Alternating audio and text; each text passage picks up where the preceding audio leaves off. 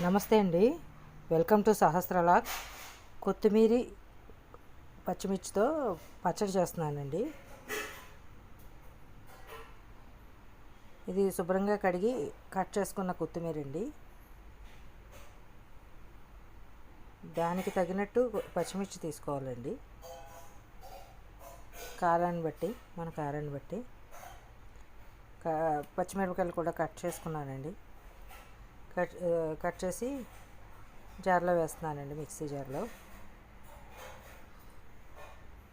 కొంచెం చింతపండు నానబెట్టి వేస్తున్నానండి.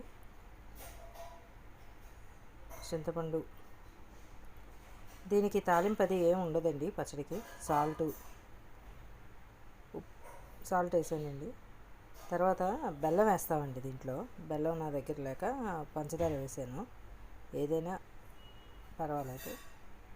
ఇది మిక్సీ పట్టుకున్నాక చట్నీ ఇలా ఉందండి. దీనికి తాలింపు అది అక్కర్లేదు.